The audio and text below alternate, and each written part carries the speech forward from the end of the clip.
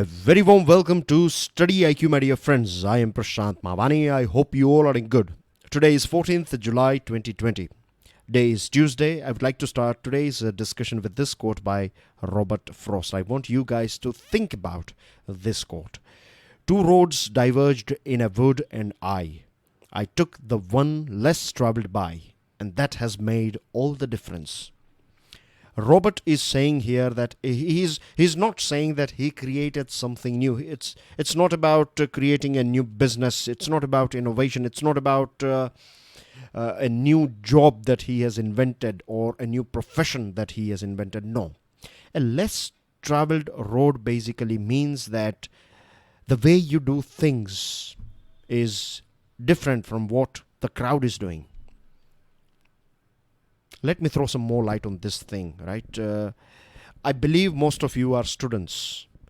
So everyone reads, isn't it? Your classmate is reading, your batchmate or your fellow is reading the same book, right? But what is the difference? The difference is how you do, how you read, how you execute something. If you give your 100%, if you take reading like as an art, like you are a Picasso and you are painting something.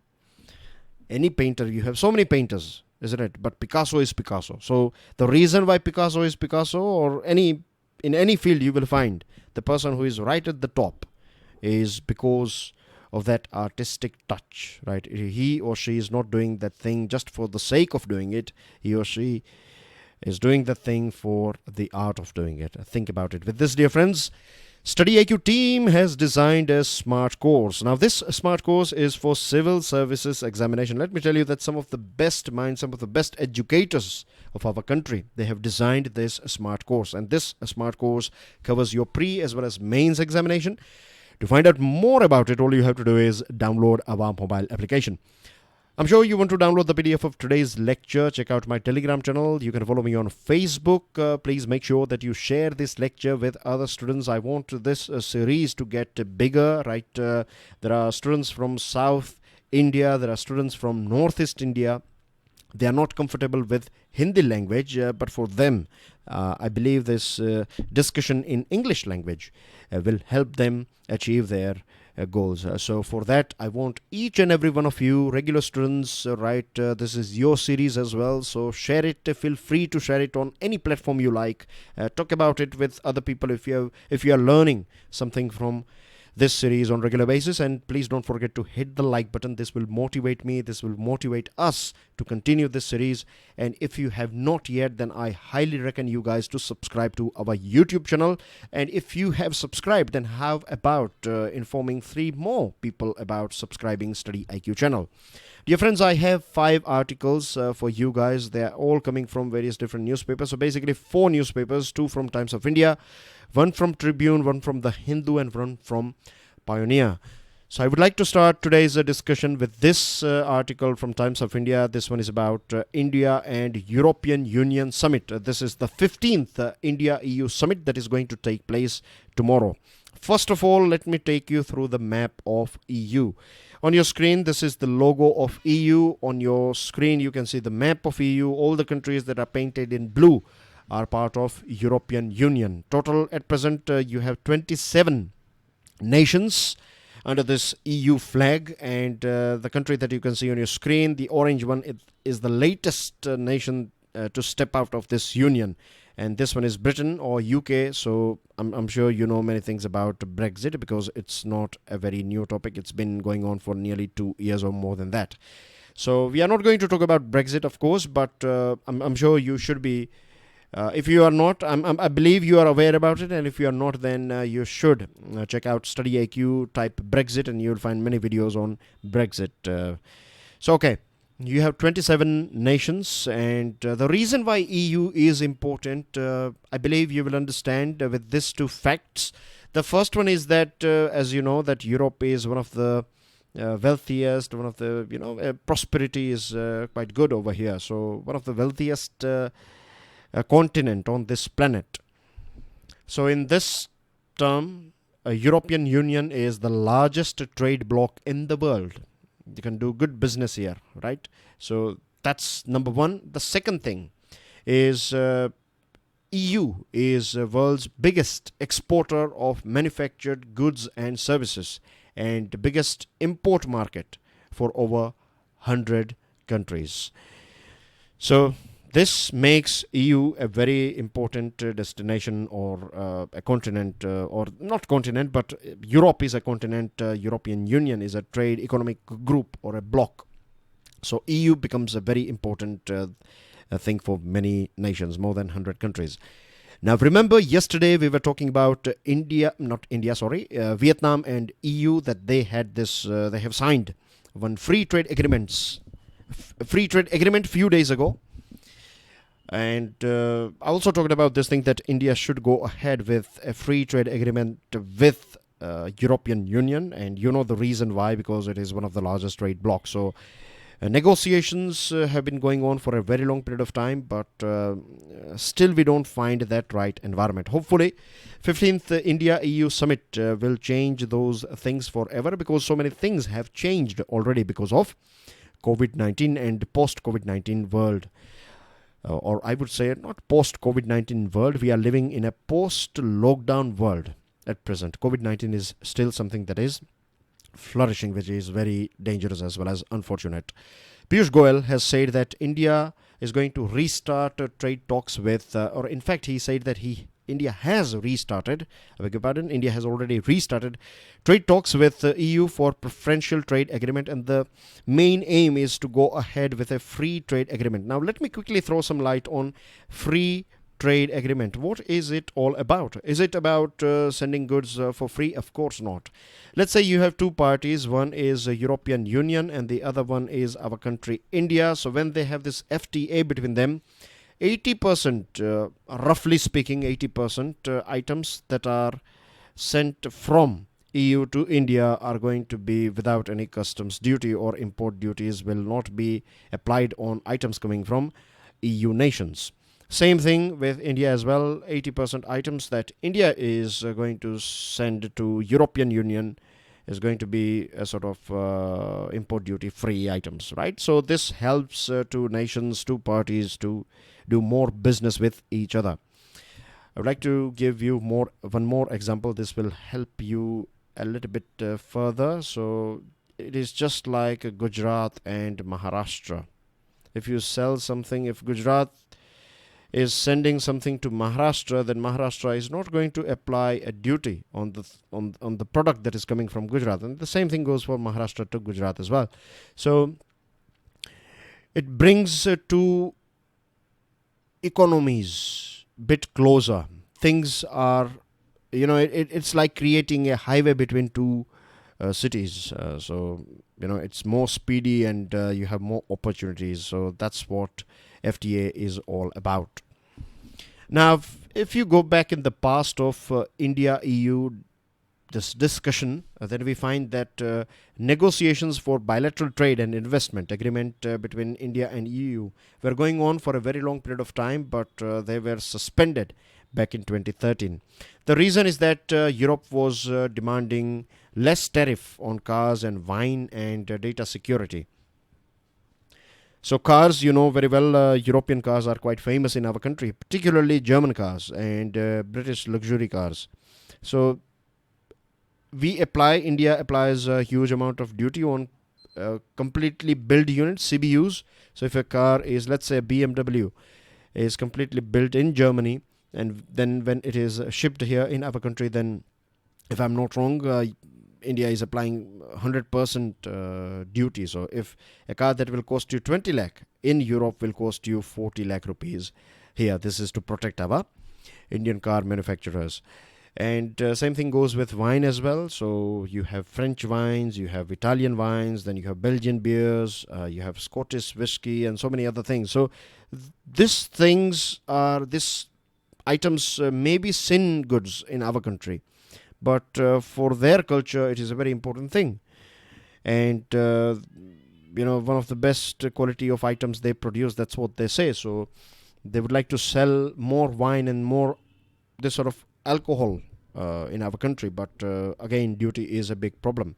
So these are a few things with which Europe is or was not happy about, and still Europe is not happy about all these things. What India is saying that India wants to add more services, right? India would like to sell more services to European nation. We are at present not that good in manufacturing, but we are definitely very good in delivering services. So what India has been demanding for a very long period of time, that allow our people, Indian people, to get easy visa. They can come and work in Italy, Germany, or any other nation, right? France maybe, or Ireland, or any other nation. So that's what India has been demanding. So this is, this things. This is one of the main reason why this in 2013 this whole discussion was suspended. Now India decided to later on in 2016. India decided to cancel bilateral investment treaties with 22 European countries. India thought that it will go ahead with it will start a new wave of discussion, and it will again go ahead, means it will again negotiate with this 22 nations, and then it will have a new bilateral investment treaty with these nations. But it took a bit of time, and because of this reason European companies are not ready to invest that much money in our country. So that's a that's not an advantage for our country. Now India is India has basically closed the door for RCEP, that is Regional Comprehensive Economic Partnership. This group is made up of 10 ASEAN nations and 5 other nations. Earlier on, it used to be, the plan was to have 10 plus 6. The sixth one was India, but India is out of it. So now they have 10 plus 5. So out of this 10 ASEAN nations, right, forget about this 10 ASEAN nations. I have a question for you. You have these 5 countries. Out of this 5 countries, one is China. The reason I'm giving you this answer is because China is one of the main reasons why India has decided to step out of RCEP. Now, can you give me the name of the 4 other nations? Stick your answer in the comment section. Okay, so RCEP was an opportunity for us to become part of global supply chain, but more than opportunity, it was a threat for India. So now India would like to, of course, join this global supply chain, and European Union going ahead with a free trade agreement with EU is a chance. Both these parties are famous for democracy, for their liberal values and things. So there are a few common things, and trade relationship, I'm not saying is at present it's excellent, but it's okay. So we can take it to next level, of course. FTA with USA is also a big thing, right? We'll have a big thing if we can have one FTA with USA, but that is going to take a bit of time, because the way Mr. Trump, the way he deals or the way he does things is very erratic. So India is a bit cautious here. And both nations, when I say nations, I'm talking about EU as a party. EU as well as India, both are aware about China's predatory trade and investment practices. So having a FTA, or let's say starting with a preferential trade agreement and then heading towards FTA, is something that both parties would like to have or would like to see. Moving on to next item, little information on how we fix renewable energy targets. It's a mystery. It's a big secret that is unrevealed yet. So it's not revealed yet. The reason is, as per this article, if you go through public platforms, then you will find that there is no information about how we fixed this target of 175 gigawatt by 2020. Right, renewable energy. Back in 2015, we set this target that by 2022 we are going to hit 175 gigawatt of solar, wind, and other clean and as well as renewable source of energy. A good aim, good target, no doubt, but we have to be a bit realistic as well, isn't it? No one knows how we arrived at the above given figures. Was it fixed on the basis of any cost optimization exercise, or does it have any connection with India's intended nationally determined contribution, INDC? Let me throw some more light on this thing, that it is under this Paris Agreement. Nations were given this freedom that you can choose, you can set your own target, Then you have to report this target to this Paris Agreement, and then you have to achieve that target for the betterment of the whole world. So every nation came out with various different targets. So India came out with this 175 gigawatt by 2022.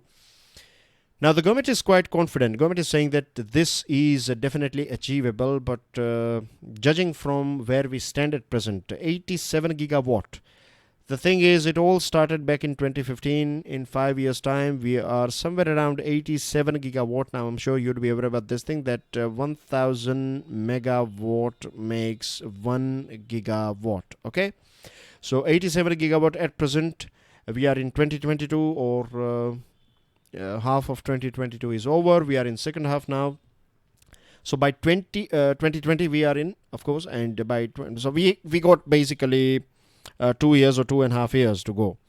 So I don't think so in 2.5 years we would be able to achieve this total 175 gigawatt. And the way things are going on, the big hurdle is that now boycott China is going on. At present, 85%, 80%, 85% plus solar project related items. So far we have been importing things from China, and now we are talking about boycotting it. So I don't know how we are going to manufacture this panels and other things that we need to generate solar energy, and there are so many parts that we import from China for wind energy as well. There are estimates and experts, they are saying that the way things are going on, by 2024 we may hit 135 gigawatt by 2024, but definitely not by 2022.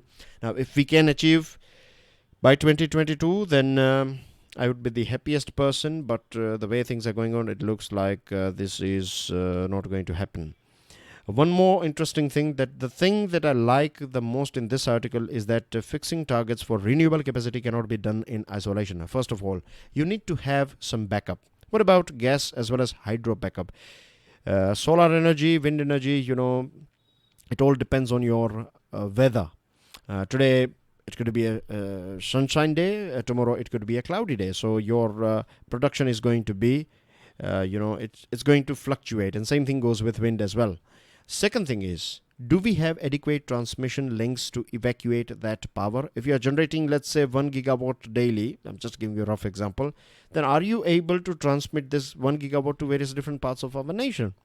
There is a big lag between solar plant as well as a transmission line.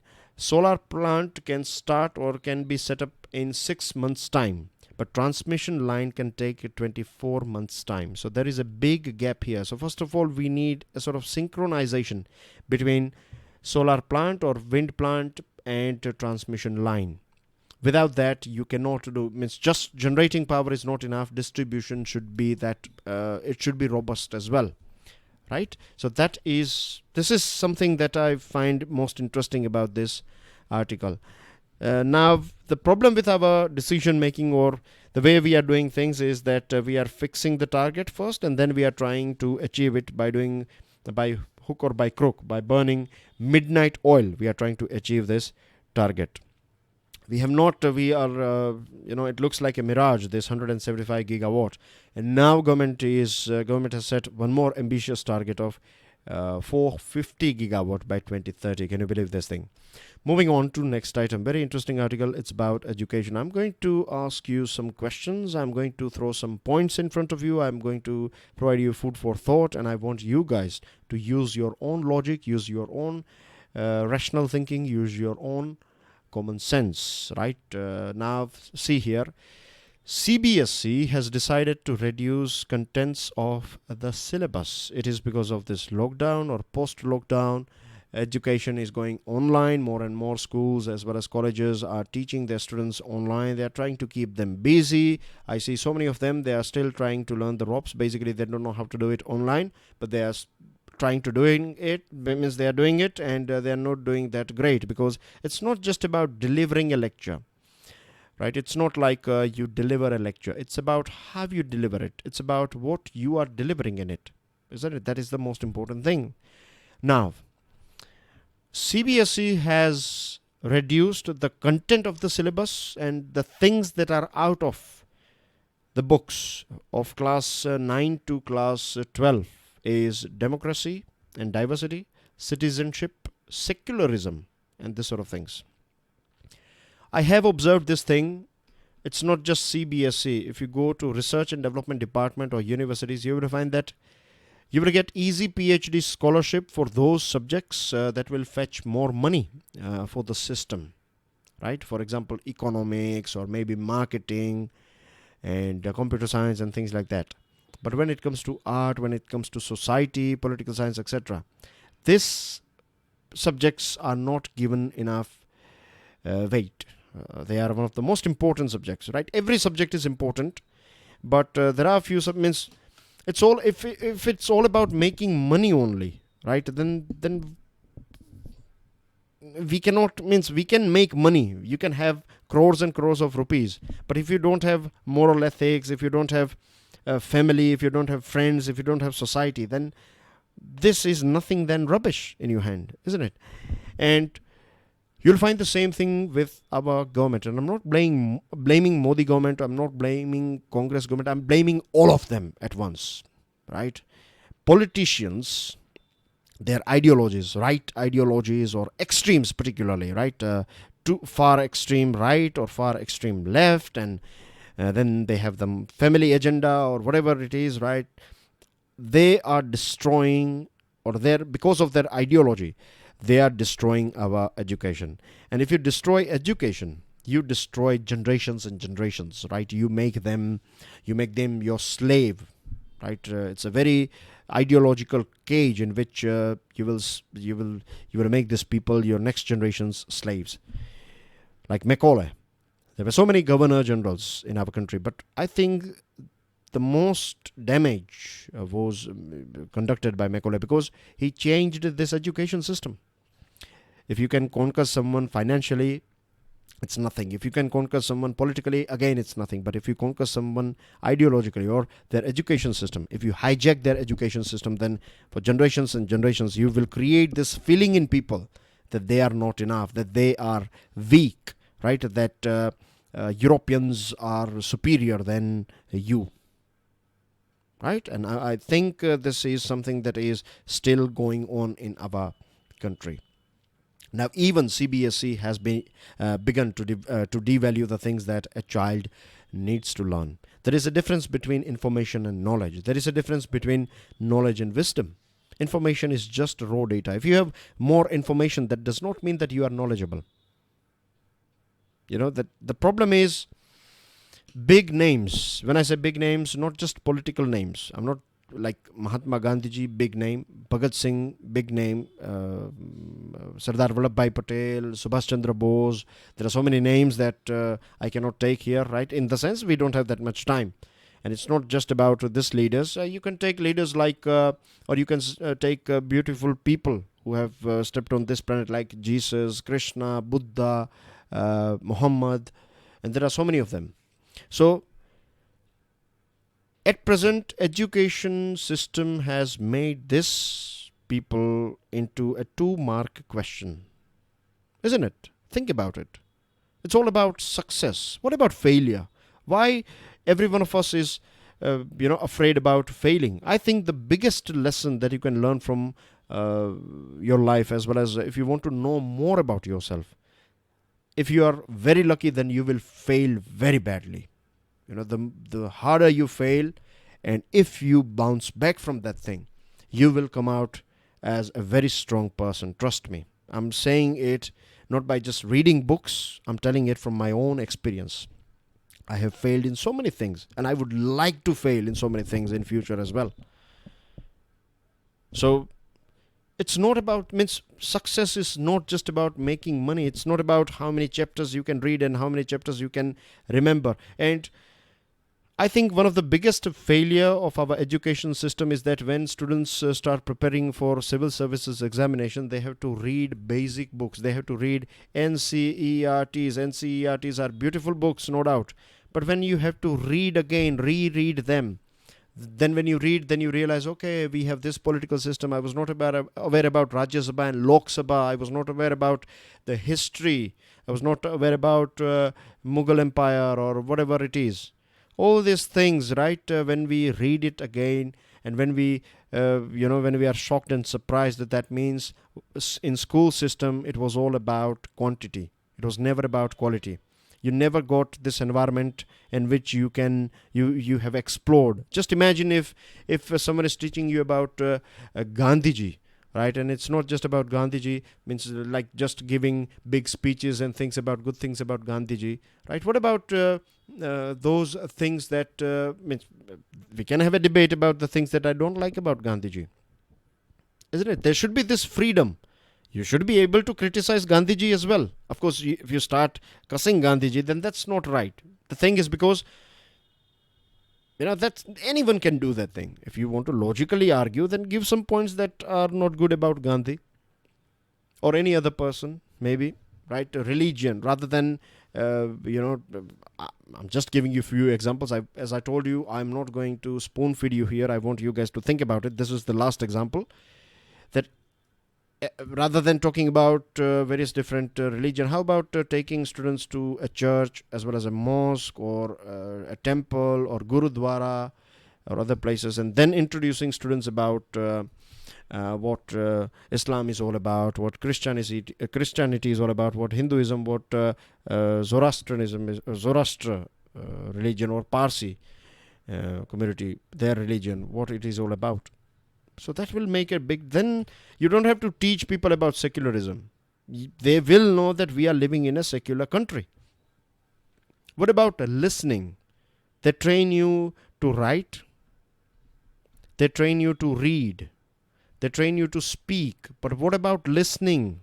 This is a skill. No school. I don't think so. Schools are training people or students about listening. Not even colleges. And this is one of the main problem, communication.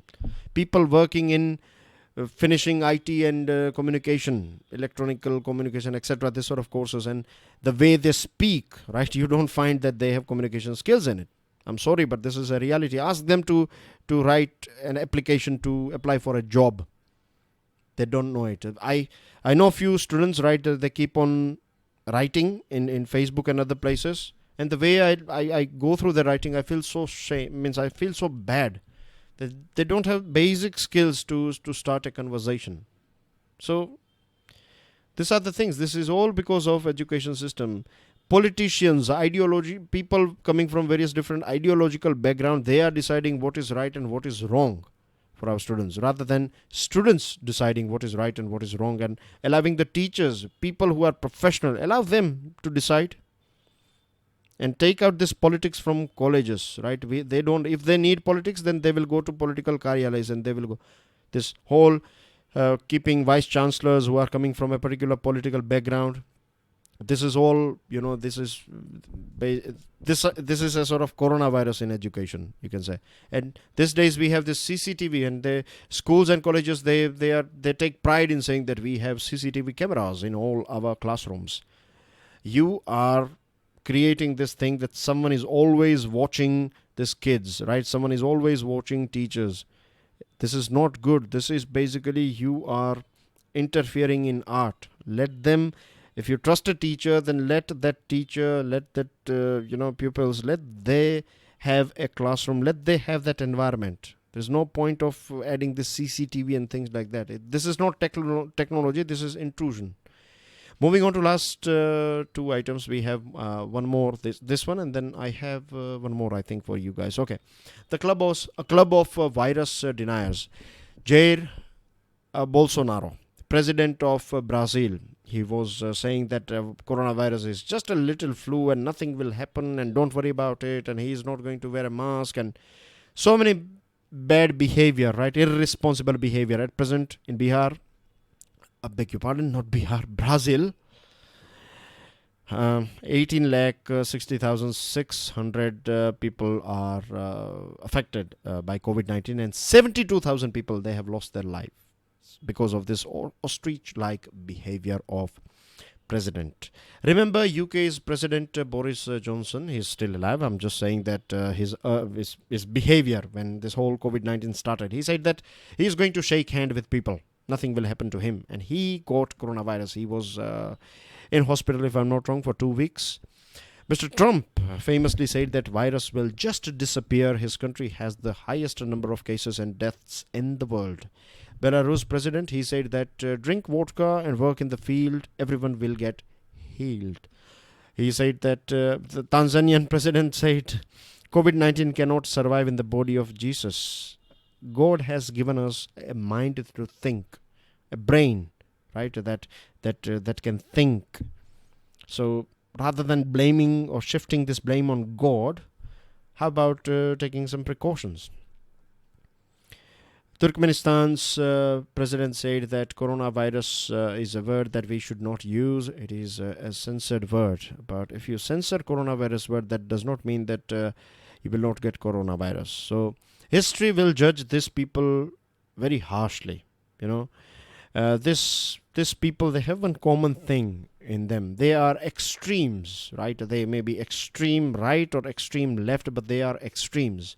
They are not. They will never accept this fact that they are wrong. They are so much in illusion that they will never accept this fact. But leaders, this sort of behavior is very irresponsible. At least if you don't believe in that thing, take your job professionally. Think about the people who are families destroyed. 72,000 people have lost their lives. That means 72,000 families are now under pain. They are grieving. Moving on to next as well as last item, book a cycle. On your screen, you can see some cycles and e-cycles. Now, consumer behavior has changed due to COVID-19, and doorstep deliveries are becoming new normal. People would like to, rather than going in a shopping mall, if you can get everything, at your doorstep, then people are, means nowadays, this is something getting, means it was with youngsters, this was a famous thing, eBay and Amazon and things. But now families as well, they are doing more online transactions. Now you have this micro mobility service providers like Yulu and Smart Bikes. So what they are doing, they used to keep these bikes outside railway stations as well as metro stations or bus stations, but now they are shifting this thing to residential complexes.